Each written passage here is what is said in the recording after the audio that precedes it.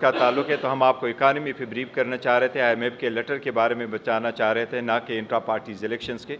Intra parties elections हमारे होने थे 5 फरवरी को, वो पोस्टपोन हो गए थे और हमने इलेक्शन के होने की वजह से पोस्टपोन करवाए थे। उसमें हर एक बंदा फ्री है कि वो पार्टिसिपेट करे, और वो सारे जितने लोग थे पहले, इनमें से सिर्फ मैंने और उमर साहब ने और अली असगर ख़ान साहब ने पार्टी नहीं ज्वाइन की, बाकी लोगों ने पार्टी ज्वाइन की जिनकी ख्वाहिश थी, लेकिन वो पैनल पहले से भरे हुए थे।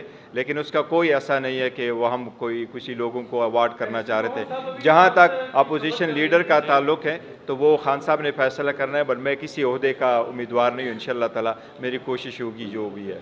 मैं यहाँ पे एक सेकेंड यहाँ पे मैं ऐड करता चलूँ। भाई का क्वेश्चन है कि जिस तरह के पाकिस्तान तहरीक इंसाफ का इंट्रा पार्टी इलेक्शन हुआ है, फिर बाकी भी पार्टियां वो बेंचमार्क जो है वो इलेक्शन कमीशन वो अडॉप्ट कराएं, और मुस्लिम लीग नून में, पीपल्स पार्टी में, अवामी नेशनल पार्टी में, XYZ जो भी पार्टी हैं वो यही क्राइटेरिया शफाफ मैं आपको सिर्फ ये बताऊं, आपने पॉइंट उठाया है, पाकिस्तान के सारे न्यूज़पेपर में, चाहे वो इंग्लिश के चाहे उर्दू के, उसमें हमने एडवर्टिसमेंट दिए, वो नोटिस पढ़वाए, शेड्यूल दे दिए, और इसी की वजह से 3 देखा आपने मुल्क के इकनॉमिक सर्कमस्टांसेस भी देखे हैं। इसलिए मैं आपको ये बताऊं, जिस तरीके से पहले ज़िक्र हुआ था, बानी चेयरमैन पाकिस्तान तहरीक इंसाफ की तरफ से आज एक लेटर IMF को भेज दिया गया। ये लेटर IMF के रेजिडेंट्स पाकिस्तान में उनको भेजा है, जो आगे वाशिंगटन में होगा और वहाँ ही ओपन होगा। जब लेटर कभी वहाँ जाएगा तो फिर आपके साथ शेयर भी किया जाएगा। लेकिन फॉर नाउ आपको हम इतना बताते हैं कि पाकिस्तान तहरीक इंसाफ या बानी चेयरमैन इमरान अहमद ख़ान साहब नियाज़ी प्राइम मिनिस्टर कभी भी, और हमने बारहा कहा है, जिस तरह उमर साहब ने बार बार कहा कि हम किसी सूरत नहीं चाहते, इसलिए हमारे लेटर का ओपनिंग यही है कि पाकिस्तान तहरीक इंसाफ किसी सूरत नहीं चाहती कि पाकिस्तान के इकानमी पे किसी किस्म का असर हो। लेकिन IMF को हमने ज़रूर रिमाइंड करवाया है, वो वादा, वो कमिटमेंट और उनकी वो गाइडलाइंस जिसके मुताबिक इलेक्शन का फ्री, फेयर और ट्रांसपेरेंट होना लाजिम था, और उस कमिटमेंट के रिमाइंड करने के लिए हमने उस लेटर में ज़रूर अदा किया है। ये मैं आपको बताना चाह रहा था कि आज बाज़ाब्ता तौर पर लेटर डिलीवर हो चुका है। साहब कोई क्वेश्चन हो तो कहने चाहिए?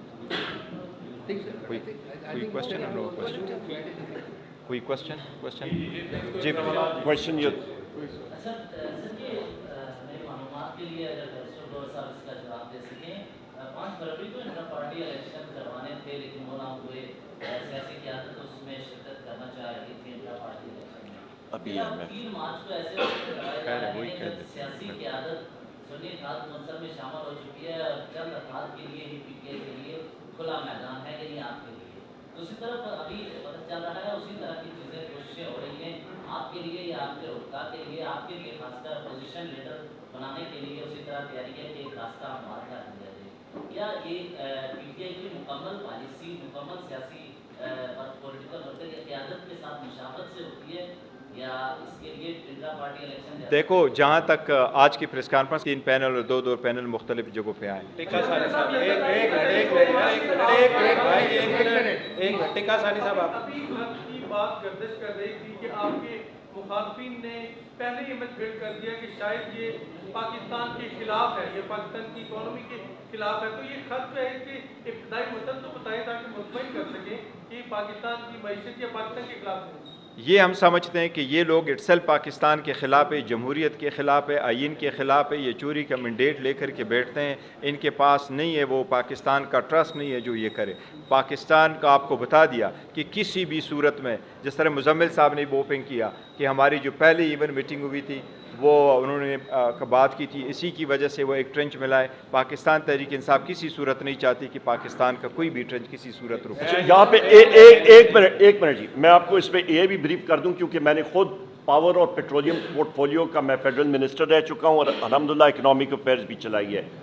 बुनियादी तौर पर जिस वक्त आप IMF का लोन बैलेंस ऑफ सपोर्ट के लिए होता है, वर्ल्ड बैंक का स्ट्रक्चरल रिफॉर्म्स का, और ये इकट्ठे चलते हैं, जो आप साथी कवर करते हैं आपको मालूम है, اور ان ریفارمز کے لیے آپ کے بہت ڈیپ سیٹڈ ریفارمز ہوتے ہیں، آپ کا بالخصوص انرجی سیکٹر میں، آپ کا FBR میں، آپ کی اکانومی میں، جس کا ہمارے بھائی مزمل صاحب بھی آپ کو بھی بریف کر دیں گے. اور ان کے لیے سب سے اہم چیز ہے کہ آپ کی گورننس سٹرکچر آپ اس کو ایکسیکیوٹ کر سکیں، اس کو آپ ریفارمز لا سکیں اور اس سے ملک کے لیے بہتری ہو. کیونکہ IMF آپ کا ایک ICU ہے، آپ کا ایمرجنسی روم ہے، آپ کو وہاں سے شفٹ کرنا ہوتا ہے. اور آپ کے ڈیپ سٹرکچر ریفارمز کے لیے ایک مضبوط حکومت کا ہونا جس کی will of the people reflect کرے. یہاں پہ will of the people parliament میں ریفلیکٹ نہیں ہو رہی، کیونکہ فارم 47 والے MNAs جو وہاں پہ آئیں گے وہ